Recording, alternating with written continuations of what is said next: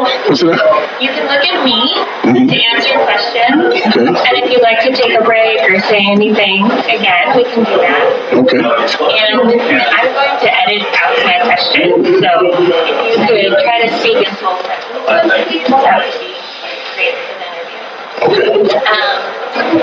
To start, could you please introduce yourself and your role here in this community? My name is Edward Earl. I am 88 years old. I was born in Simpson County in a boxcar on the dummy line in 29. Okay. And my daddy moved to this community when I was 6 weeks old. I united with this church when I was 6 years old. So that means I've been a member of China Lee for 82 years. Please tell us about this church. What's it called? How old is it? What is the congregation like? It's what is it, 100 and the age of the church? 140. Yeah. 1874. It was founded under a Chinaberry tree in Deacon Ben Lee's yard. That's how it's got its name, China Lee. Great. Would you mind saying that one more time? China Lee Church was founded in 1870, did you say? 1874. 1874. Right. Would you mind saying that one more time, please? China Lee was founded in 1874. And could you tell us a little bit about the history? Are there stories that you can tell us from when you were a child here, or stories that have been handed down about the church? Well, what I can remember myself, the old sanctuary was much larger than this one. This has been cut down. In the old sanctuary, we had a wood heater, a big wood heater, set in the middle of the church. And in the wintertime, we would rotate. Some would get cold while the others warm, and then they would move, and the others. One bench on this side faced the west, the bench on the other side faced the east, with all the other benches. Them two was only two. We did not have restrooms. In those days, we had toilets, the outside. The lights was kerosene. We called them coal oil back in the day. And some of them was on the wall. The son Hartwell was the janitor. He saw to it, and the heater used wood. Wasn't no gas back in those days. Some of the activities of the church was Sunday school, YWA, Shepherd Boy League, and Brotherhood. We only had one Sunday a month. That was the second Sunday in September. We didn't have no baptized. We baptized down the road in Water Branch. That's where we baptized. The first pastor that I was under, his name was Reverend R.H. Boyd. And I was sitting on the bench, and when he preached that Sunday, I couldn't stay on my bench. I don't know. And that's what got me started. The only thing we young people were able to do, sing in the choir and have a speech on Easter Sunday morning. They said we was too young to do anything else. My first thing here at China Lee was usher. My grandmother was my teacher. We didn't have classrooms. We just had separate spots in here where they had the classes, and you had your number one class. I mean, I guess we had a pretty good church. I mean, we had about 700-800 members, because this community, everybody lived down in them swamps, and some lived up on the hill, and on a Sunday morning, you knew where you was going. You was going to church. Wasn't no staying at home. No. And if you stayed in the house and you obeyed,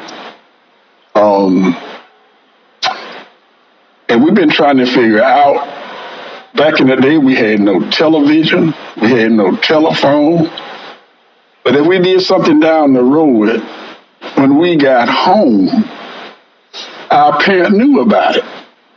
And we still trying to figure out, how did they get the news? What did you do? Well, little childhood stuff.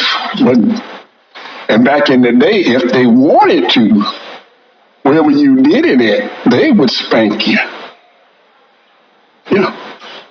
Then when you got home, if you disrespected some of those elders, you got another spanking.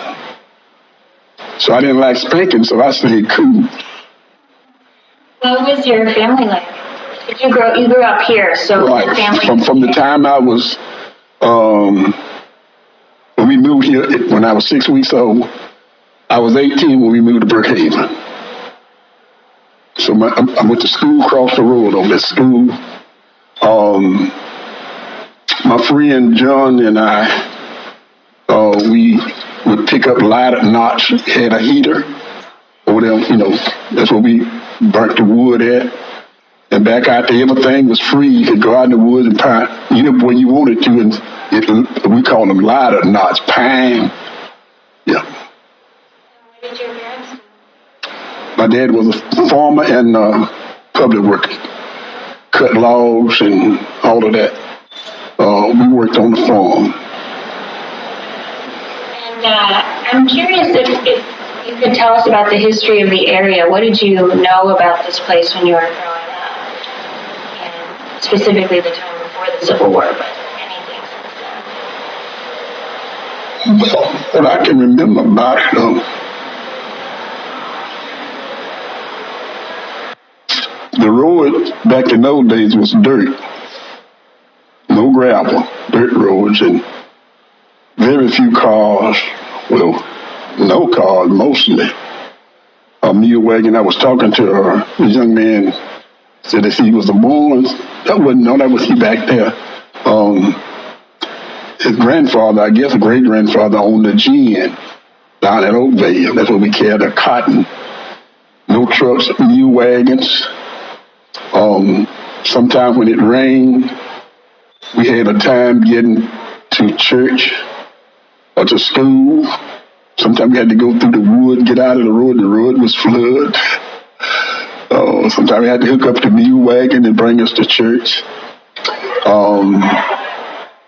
Our transportation finally was the mule wagon. Since I was the oldest boy, I was the driver, and we would put chairs in the back of the wagon, help women, and then that's when we went to Monticello and then went to town in the wagon. Yeah. Wow. And we've been looking at the history of this land as a plantation owned by Stephen Douglas. Was that something you knew about growing up that people here talked about? Well, they talked about the Strickland place. We lived on the Sam Hickman place. He lived in Columbia. My daddy, who was farming on Harris, and finally he bought his own wagon, own mule, and we started working on the 4th. We'd get 3. If you got loads of corn, we'd get 3 loads and he'd get 1. What else could I remember about that? What did people say about the Strickland place? Mostly people live on the Strickland place. All this area you see now that's woods were farmland. People farmed. Um, you had some places, Strickland Place had timber on it too, but mostly farmland. Um, Once my daddy went on forward, we had our own cattle, your own hogs, chickens, and we all worked, picked cotton. Um, Even one thing I didn't like was using the hoe and picking cotton, but I did. Be hard work. So, It must be hard work. well, not really. I just didn't want to do it. It was kind of bad on the back. And that hoe, I just couldn't hardly stand that hoe. But plowing the mule, I'd do that. Yeah. And I started plowing when I was 6 years old. Right. My brother, my cousin, which was my daddy reared from the time when I got in the thing, he was already there. He was so close to me, wasn't our brother. We loved him so much we didn't call him cuz, we just called him Bubba. And he was courting the girl right up the road from where we lived, and he was plowing one day, and he left the plow and went over there. And I just went up there and got the mule and went to plowing. I taught myself. Right. And did grandparents have stories about this area that you were growing up? Older folks when you were a child? Well, my grandfather lived with us.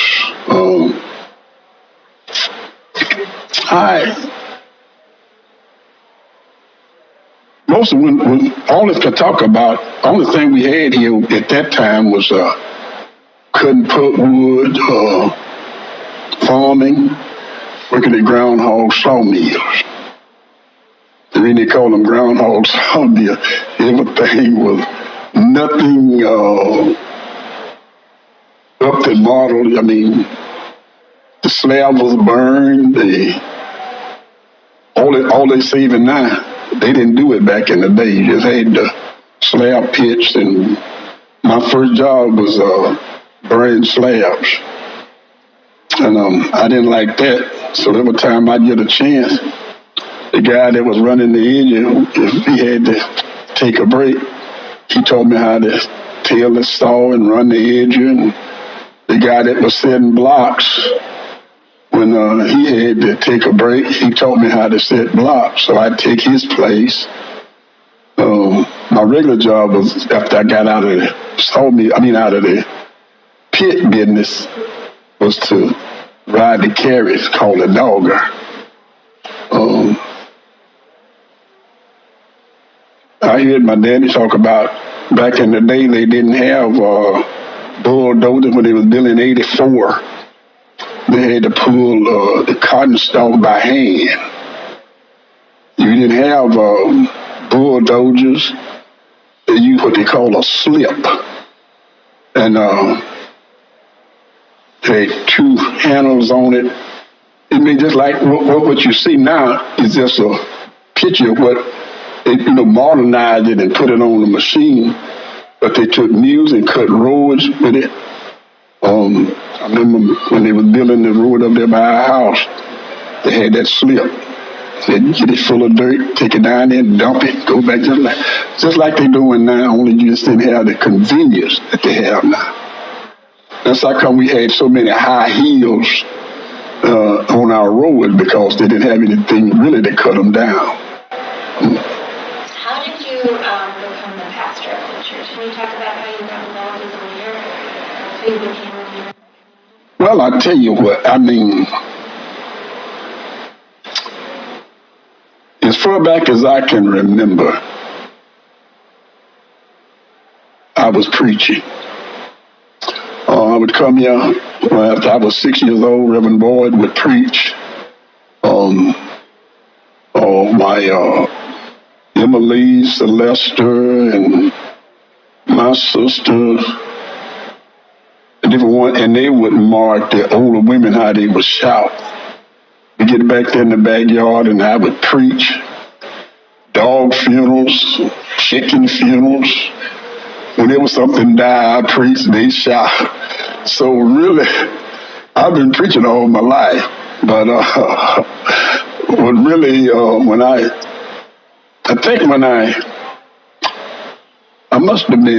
I was 25 when I got married.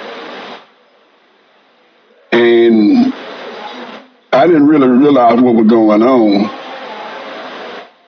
But it was on me then. And other folks saw it. I felt it and was doing it. And I just preached. We had the singing union in Brookhaven, and I started singing. I'd end up preaching. So this got to the place on the 20th of October, 1972. Well, on the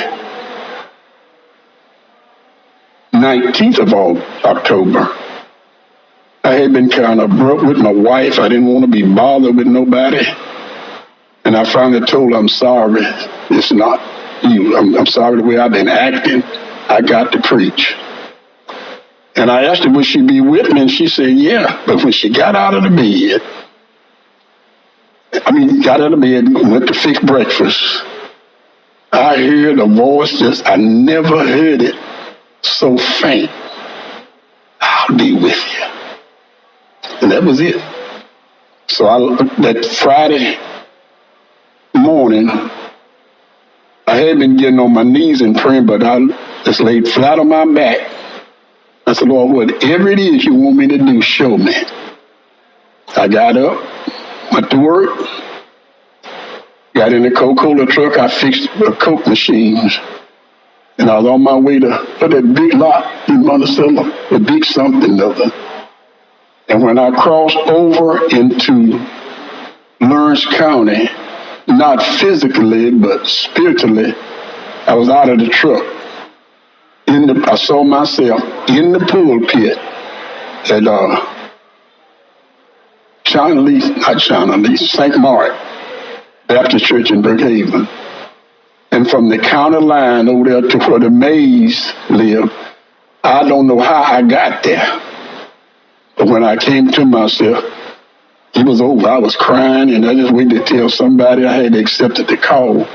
So that night, a friend of mine, he and his girl got married, and that's when I told my pastor I had been called to preach. That was in October 72. 73, I started seminary in Brookhaven, but we wasn't doing but one night.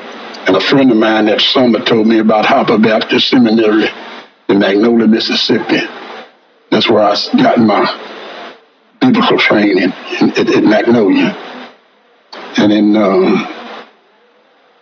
75, March of 75, I was accepted at Greenwood Baptist Church in Boca Chica the first and third Sunday. They didn't have the 2 Sundays. And the fourth Sunday in March, I would start pastoring at St. John Baptist Church in Weston, Mississippi. I stayed with St. John exactly 3 years. That Saturday, that Wednesday night, before that Sunday, I got called here to come and meet with the officers, and my dad came with me. And 5 minutes, they started calling me pastor that night. So I started pastoring here at China Lee in 78. I was 49. And I resigned in July 13, wasn't it? Yeah. 13, so it's been 4 years. So I stayed here 35 years as pastor. And I served 1 month as interim pastor and 4 years as pastor emeritus. So they say I'm still a pastor. When I go back to Greenwood, the pastor, they'll tell them I'm the pastor, so I'm just the pastor. And what's important to this community? What did you bring to your services that was important to people here? The Word of God. I remember being down the road, Reverend Henry Stewart, and he told me, he said, things have really gotten better since you've been here. I said, all I did was to tell him. He said, that's all God told you to do. Just tell him. That's all I done was talk, preached, prayed, and cried.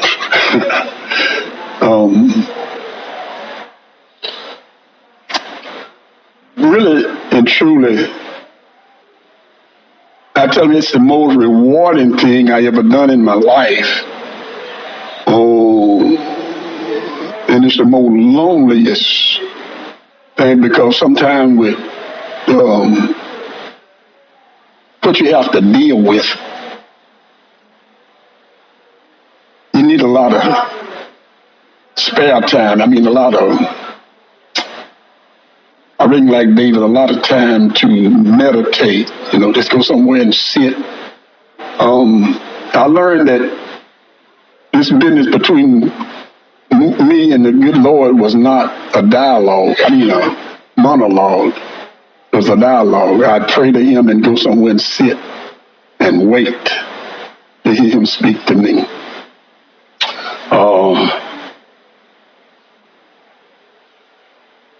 Because really, it reminds me of baseball. In basketball, you got people that set picks for you. In football, you have somebody to block for you. But in baseball, whatever position you got it by yourself. The pitcher, can't nobody help him to throw strikes. So being a pastor, a lot of times you on your own. You against it for how many members you got. So when I came to China, when I went to Greenwood, at about 60. Now it grew to over 120. Is out in the country. St. John, I don't remember the membership there. But when I came here, it was pretty great. But I see growth. Young preachers become preachers and pastors. Young man, I don't know exactly how old he is right now, but I told his mother that if he passed 12 years before he started preaching, it wouldn't be long. And I think he's been preaching now about 2 or 3 years. 12, we started at 12. That has been, it's a lot of headache, but then it's rewarding. It's the most rewarding thing I've ever done in my life. I served as here at China Lee.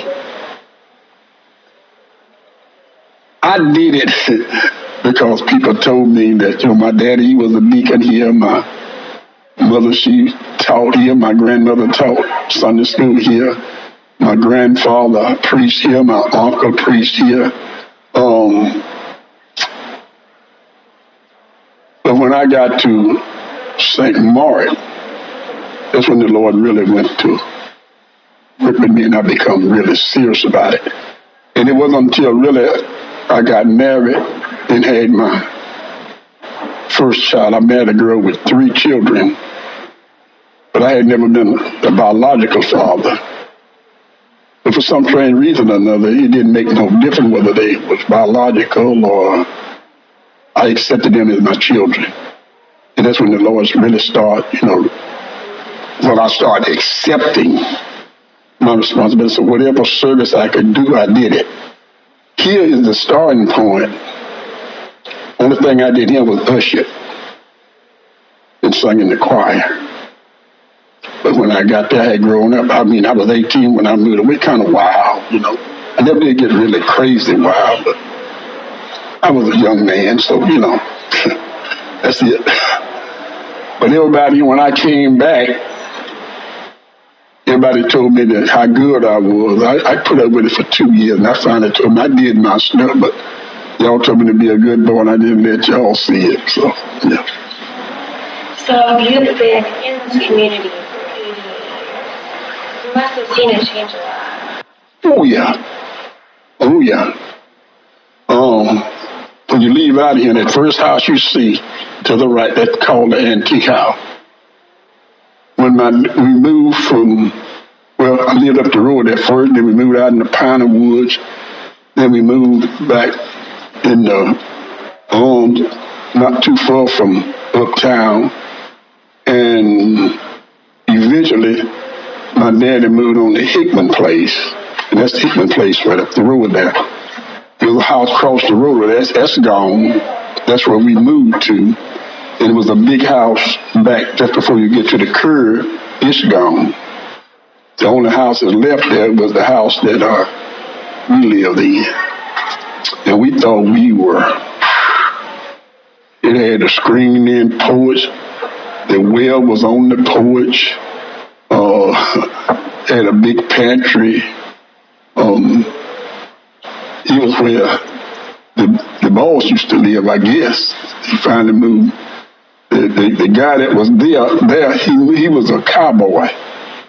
So Mr. Hickman moved him down on the ranch, and we moved in that house. And my grandmother and grandfather moved in the house that we were living in before we moved to Brookhaven. Did people talk about how this used to be a cotton plantation? What's it now? Did people talk about how this used to be a cotton plantation before the Civil War? Did that ever come up? No, but I mean,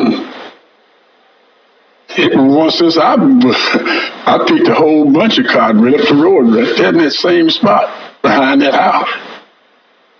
It was a big barn there. It wasn't open like it is now. It was pasture. It had been a ranch, and when we moved there, we had to go there and break it up, so it was real cloddy, and we had to use what they call a miller buster to roll it up, and it was cloddy. Then we had to get a disc, and I look at it now, they can go so many rows. We had to do one row at a time with a disc. Everything was one row, nothing two row. Walking, they finally came out with a riding disc. They finally came out with a stalk cutter. You used to have to pull them and burn them. They finally come out with what they call a stalk cutter, and mules pull it. That was good. We just sit on the seat.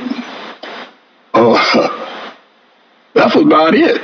And you had your mule wagons, you know.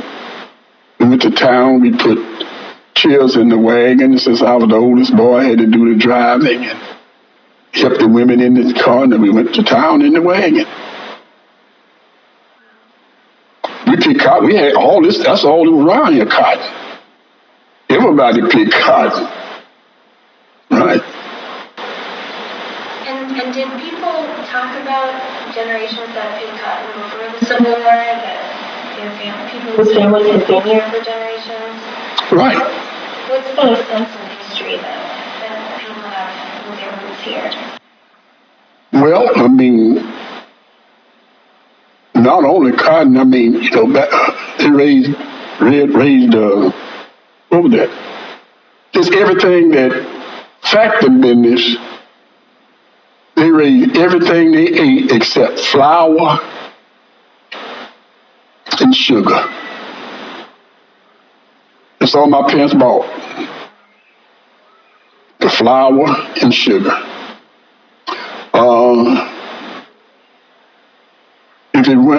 Only time they bought meat is when the hours ran out. You know, we killed hogs, had hog killings. You had your greens, you had your peas, you had your okra. All of that stuff was raised on the farm. So you didn't have to worry about it. And my mother was really instrumental in saving. So about the only time we had biscuit was on a Sunday. So we learned how to eat cornbread And back in the day, they didn't call it syrup, they called it molasses. We had our butter. I've churned a minute, churned the butter. We had a mold with the little flowers in the bottom of it, and it was a fun thing to put it in there and mold it out and turn it up and see the flower on top of the butter. Milk and bread was a delicacy. But I told my mother that I just could not eat no barefooted milk and bread. So when she would check the churn and see somebody had been in, she knew it was me. I had to have some cream in it. If it didn't have cream in it, it was barefoot. Yeah. I'm curious if you could characterize the relationship between the white community and the black community in this area, having seen the last 90 or so years. Well,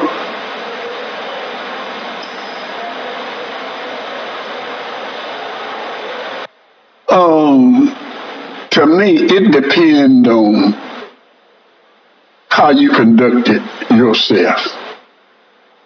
Basically, I didn't have any problem because my mother and father taught me that I was as good as anybody else, and learn to be respectful, respect yourself, and other people would respect you, and that's what I did. I don't remember ever having any, I know it was segregated. I mean, we could not go in the front doors.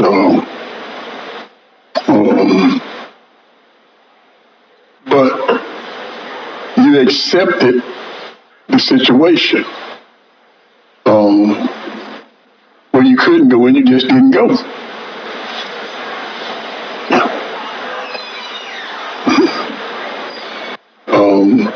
I've seen some that, I guess I always had what I call I thought I was afraid, but then when I got to thinking about it, just being humble, accepting the situation. When I got large enough, I prayed that God to grant me the serenity to accept the things I couldn't change, courage to change the things I could, and wisdom to know the difference. I really never had any problem. Did people in this area participate in the civil rights struggles? A little, I guess I did. I didn't realize what was going on, but when I was in the Army, we had to ride buses that was segregated. They had so much everything, had a flag up there, and the blacks had to go past the flag, and we was on the bus, and the area was not full, and some black women got on the bus and was standing up. We moved the flag, moved it up so they could sit down, and they did. So when they told us we had to go back, we told them Uncle Sam didn't teach us to go back. He taught us to go forward. They let us alone. And when we were coming, was it coming from Arkansas? Either Arkansas or Fort Sill, Oklahoma. We was all on the bus together, and they had called ahead for us to eat. And what they did, they had fixed on the inside for the white soldiers and had ours in tents. So we boycotted. We didn't even eat it. I didn't even get off the bus. When they came back and were raising saying about they had to sit up back there, we just left it alone. Wasn't no fighting or anything. We just left it alone. We didn't fool. We just stayed on the bus. Got back on the bus. Those who got off. When was this? Oh, that That was must have been 51. Because I went in the Army in December 50 and May, just before Mother's Day, that Friday, I was on the General Maurice Road on my way to Munich, Germany.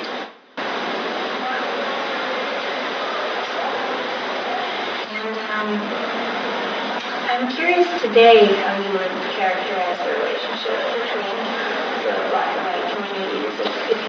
Well, I mean, it has improved.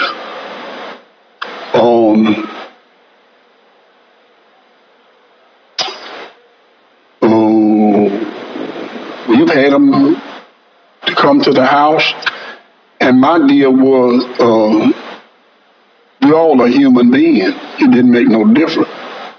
And when they come to my house, I would make sure that they were not mistreated. I didn't care what color they were. Because we all a human being. That's the way I felt about it. That's what my mama told me. Ain't nobody no better than you. You used to be than anybody else. When I got in the Army,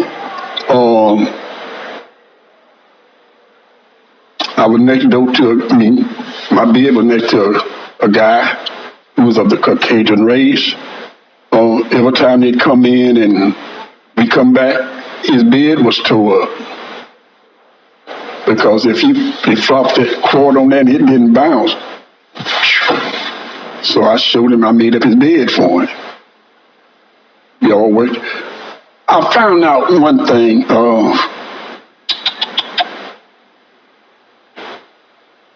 If you want free, you have to be friendly. I mean, I could have been nasty and not do it, but I made his bed up for him. Yeah. Do you think that there is a disparity today that should be corrected? That the history of slavery has shaped this place in a way that... Well, the only thing I can think, you cannot really live in the past and deal in the future. One of the things that I had to overcome as pastor,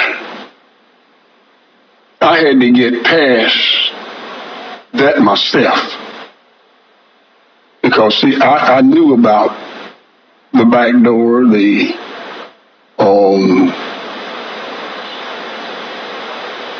what is it, America was built, for all, but it really weren't that way. And I was talking when we was in the Army,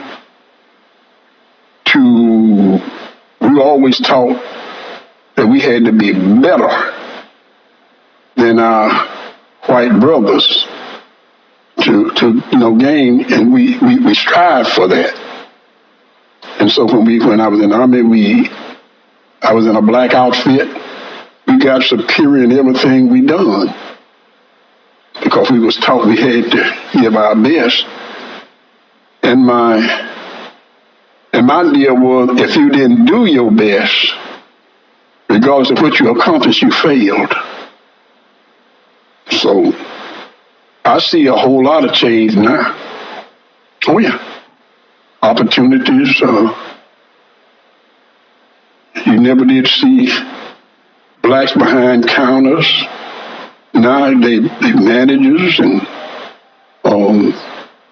I never thought I would live to see a black president, but I did. They said it would never happen.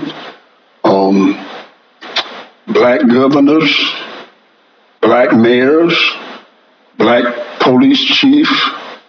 But in Brookhaven, our police chief is black. Been black for a long time.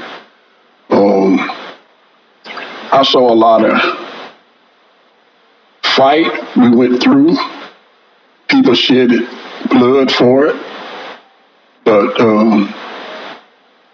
Martin Luther King, he taught nonviolence, and that Jesus taught the same thing. And oh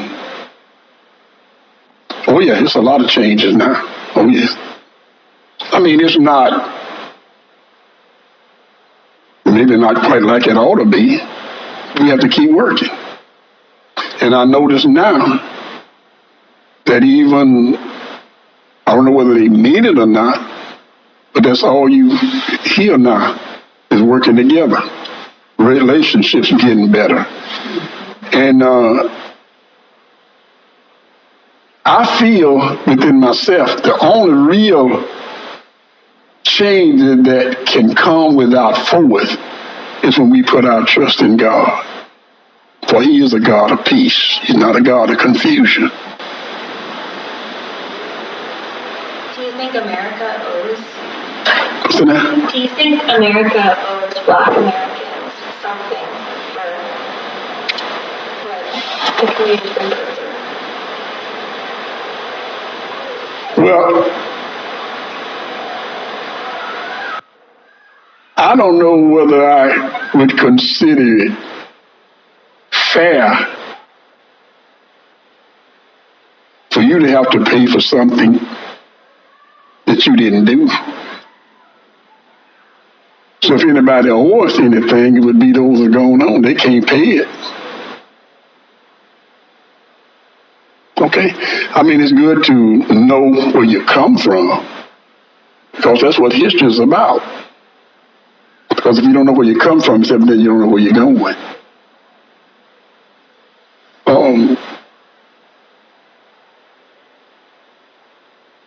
And a lot of it, I'm too young to know, as old as I am, I'm too young to really know where all of this started, because this has been going on for years. Really. Like I told one of the guys that worked with me, I told him, I said, man, we can't hold you responsible. No, I was on him about something. He said, man, you can't hold me responsible for what they done back then. I thought about it. I can't. Greg didn't have nothing to do with it. No. I mean, it was just the guy that I worked with, Leo Jordan. We decided one time we needed to do like the Indian and the white man, cut ourselves, because we became brothers. He had advantage because of his skin color, but he treated me fair. He had the tools, he had the car. We'd go out and do work at night. And I told him one day, I said, man, you buying the gas and the tools. But if he made $100, he gave me 50. It was right down the middle. We worked together.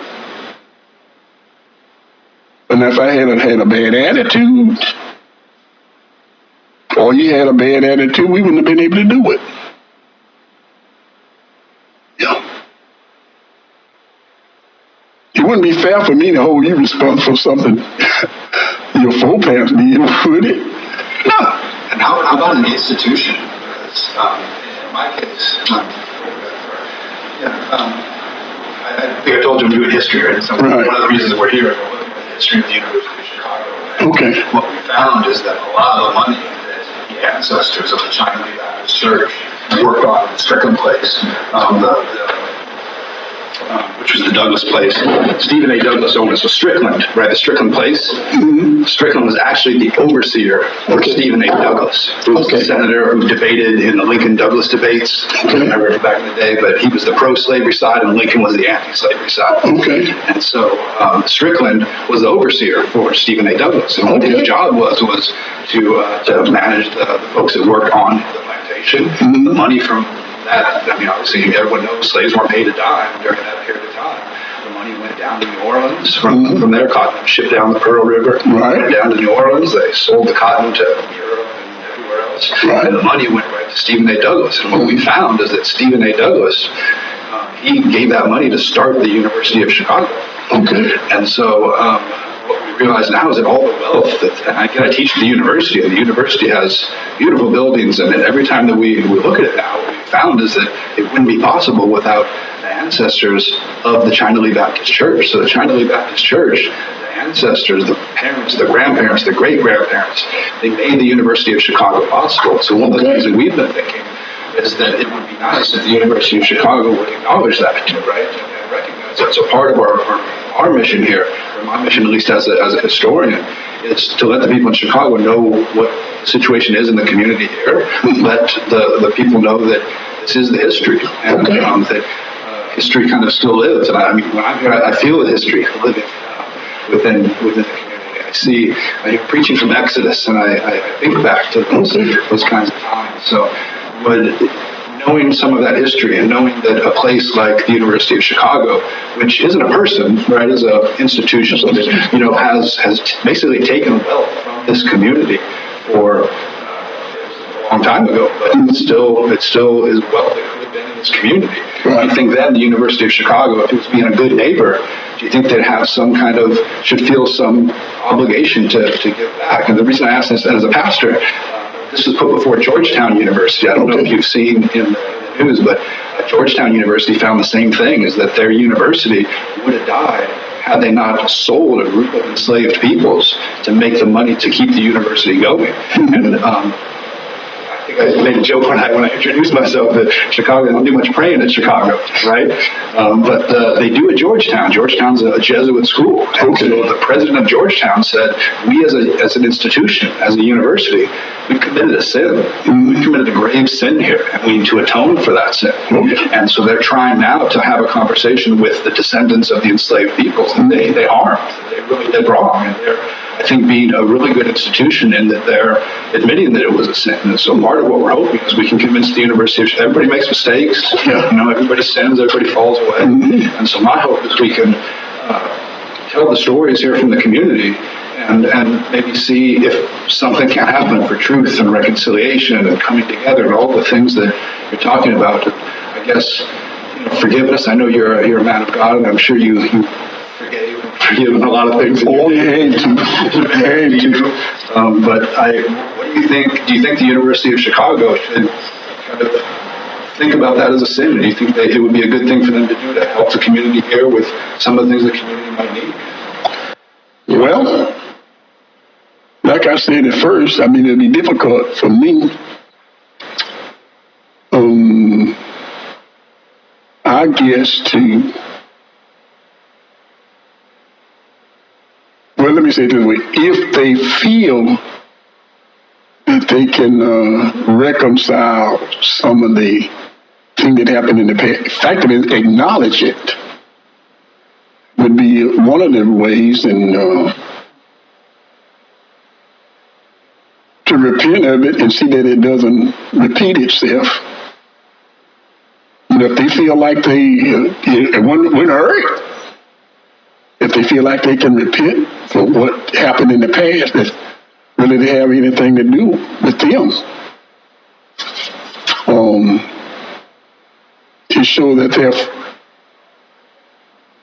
what word I want to use here, they are sorry for what transpired, or if that's what they feel, I don't think there would be anything wrong with it. I agree. I mean, right now we're denying it, which really kind of hurts my heart. And that's one of the reasons every year we put this research before them and show them that this community here has given so much to the university. And right now they're refusing to acknowledge it. And so we're really hoping that by telling these stories, we can do exactly what you're saying, is that they would at least acknowledge it. So, well, I mean,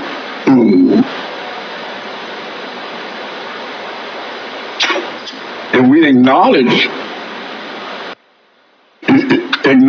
is almost like confessing it. God promised that we acknowledge our sins, He is faithful and just to forgive us. And if we don't forgive, then He won't forgive us. We don't acknowledge our own sin. Right. Our own sin. Oh, yeah. Well, if you deny it, and still make it not, if you did it, you did it. Yeah. And that's not, I mean, Man, that's the only thing that I regret now. Some of the things I've done. The people that's gone on before I could get a chance to, when I learned sense enough to know that I did it, to go back to them and tell them I was wrong. So what I had to do like David. You know, after he killed, Uriah killed, he couldn't beg Uriah partner. But he went to the Lord and asked him to forgive him. And until you forgive, you'll never be free. Ain't no way in the world you can carry all of that around, and because it comes up. And I mean, that may be some of the problem. I mean, what happened in the past keeps coming up. And until somebody confess it, it'll always keep coming up, and you'll always feel guilty about it.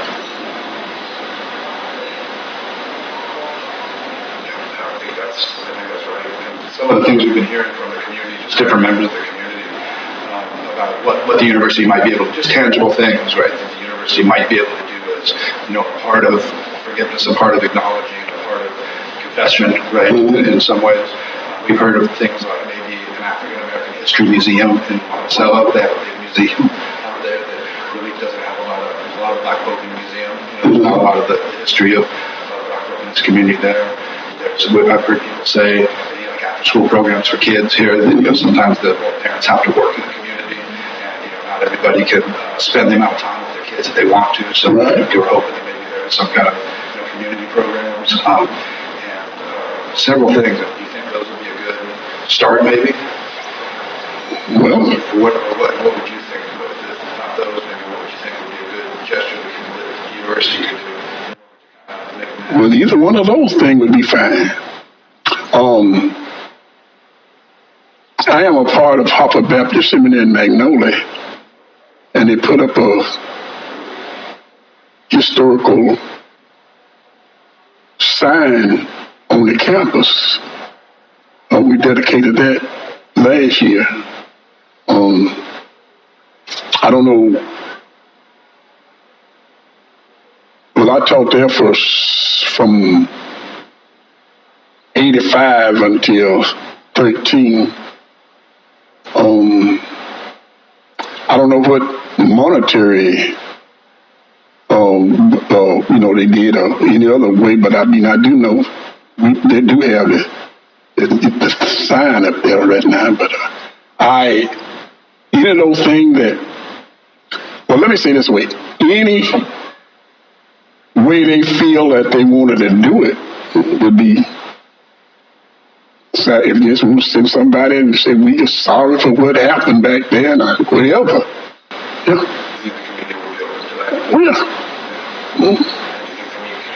Yeah. I will. I mean, I found out, like Jesus, some places he prayed for other folk, then other time he just prayed for himself. I wish I could speak for others. But everybody really don't have a forgiving heart. But I want to be forgiven by God, so I mean, I'd be willing to forgive. Like I said, I mean, I don't hold this unless they is still carrying on the traditions of those back in those days. I mean, I don't see how they can really do it. Get forgiveness for what somebody else done. It's a big task. Right. Your wife wanted me to ask you. Actually, I think I want to ask you. Can you tell us about the baptism pump? Who built that? Who designed that? Now, that's one thing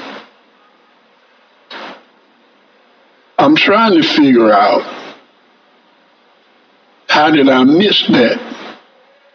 I do remember, I don't remember what year it was.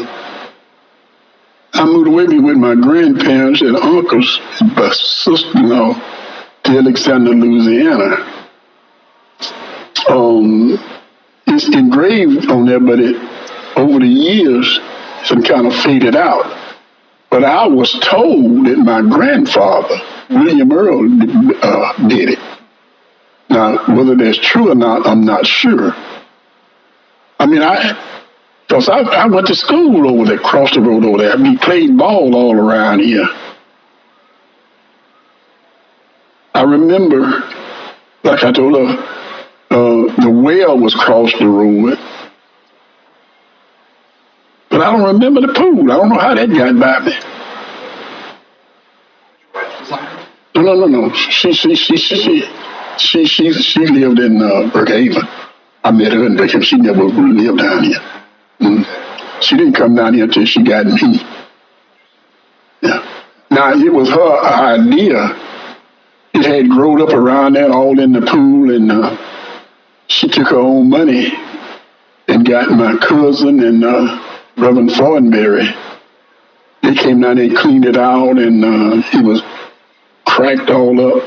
And I think they got Brother Archie Ross with his tractor and got up there and raised it up, and they put concrete on it and moved it back in place and painted it up and put that shed over it. And the last thing she got out there, she borrowed the money from me, but I didn't let her pay me back. So she and I took care of that over there.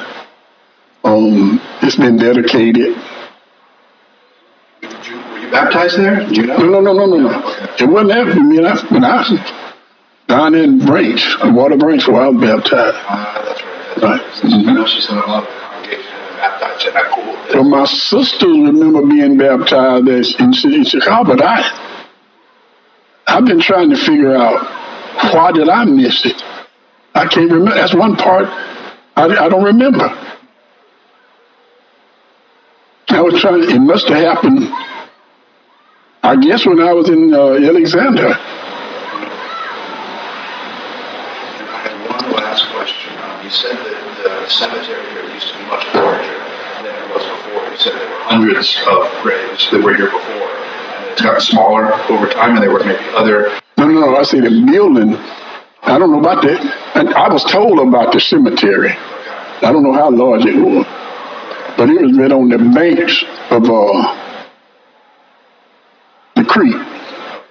Down south of here. Right. Just before you get to the creek. It's a bank there. On the left-hand side. Yeah, going south here. Right. I don't remember it. Do you remember Bill Sewell? No. I guess he worked there. He was one of the ones that discovered the graveyard there. An old graveyard. It might be back to Civil War times. Probably. Yeah. Now, I was told about it, but I don't remember it. Maybe Coach Ross. I think Coach Ross. Yeah, you'll remember that.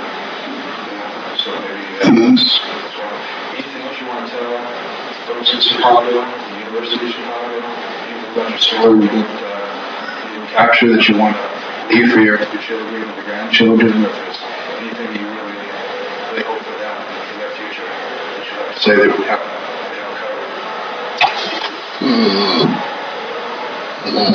No, I think we covered practically. I wish I knew a little more about the university. This first I heard of it from you. I don't like to make statement.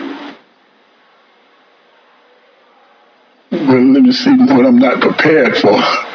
And I'm really not really prepared to respond to that because I really don't know the makeup, of the university, or what they could contribute.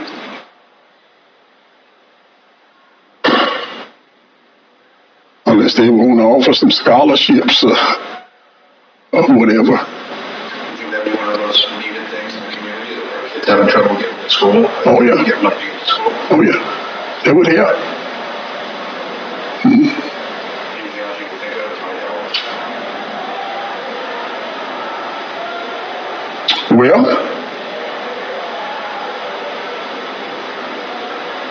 Really, well, like I said, I really don't know to make up the school, but if they want to do some monetary stuff or whatever, anything that would, help enhance the growth of the community.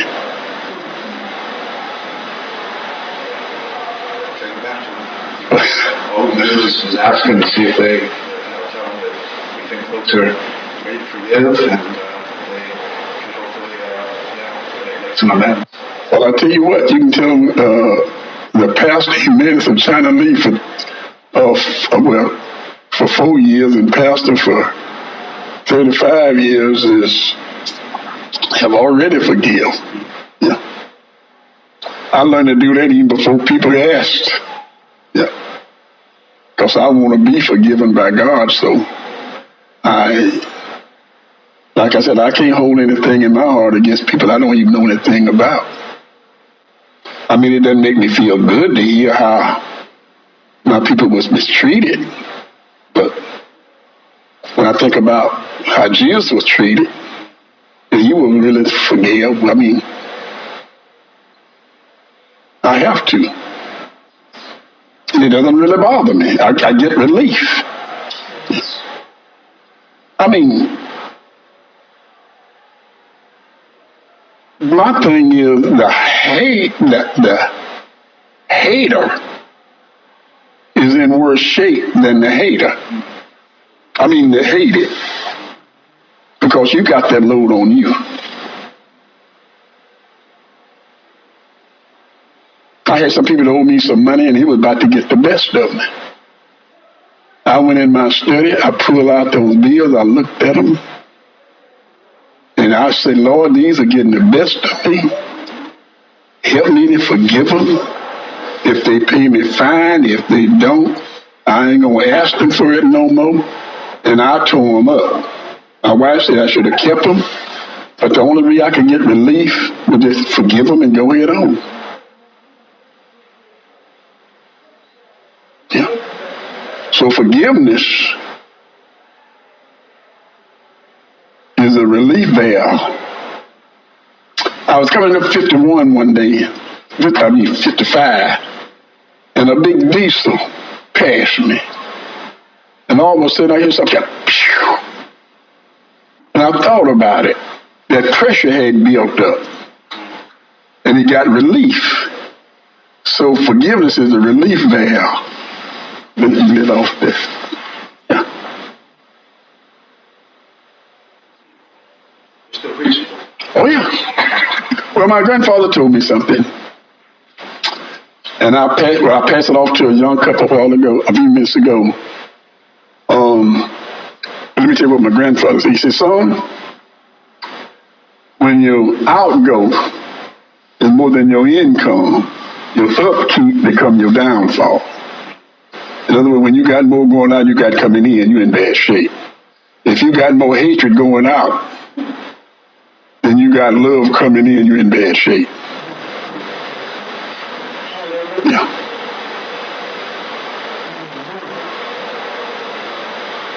And my wife and I have been married 63 years. If we live to see the 15th of May 18, we be married 64 years. Out of the 64 years, I think we've been apart about 6 days. We got back together, and I told her, I said, from now on, we're going to let folks run their mouth, and we're going to run our business. And it has worked for me. Because things are not torn up from without, it's torn up from within.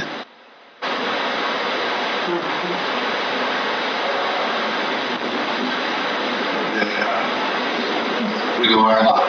What's that? We can learn a lot, Chicago. Okay, so thank you.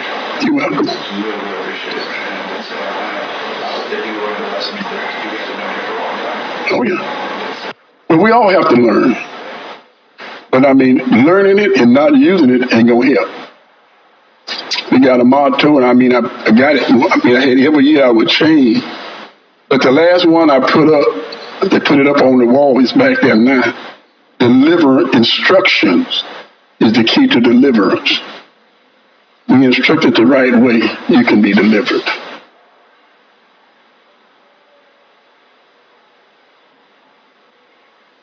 I've been delivered. I preach Sunday here. 45 years I've been preaching. And the first Sunday in December 72, I preached my first sermon at St. Mark Baptist Church in Brookhaven. And Sunday I preached here. That's 45 years. And my subject was God is. When I looked up Earl, he is the first person present, and it also go to the verb be, which means completely equipped. He got everything we need.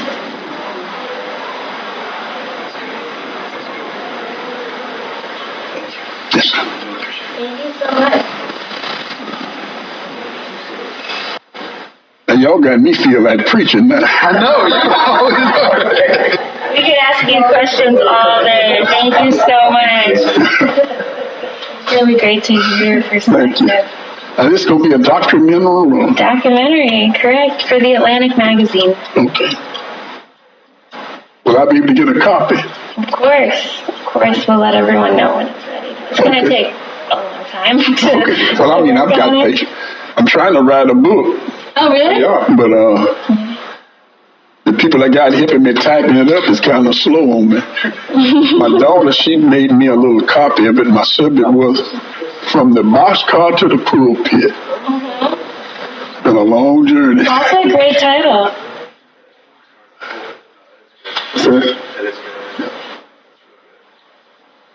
Moving when you were born in it? What's that? Was it moving when you were born in it, or was it stationary? The boxcar. No. My daddy worked for the Great Southern Railroad. Uh-huh. And when they got ready to move somewhere, they would have to build a dummy line, and they had cleaned the hay out of the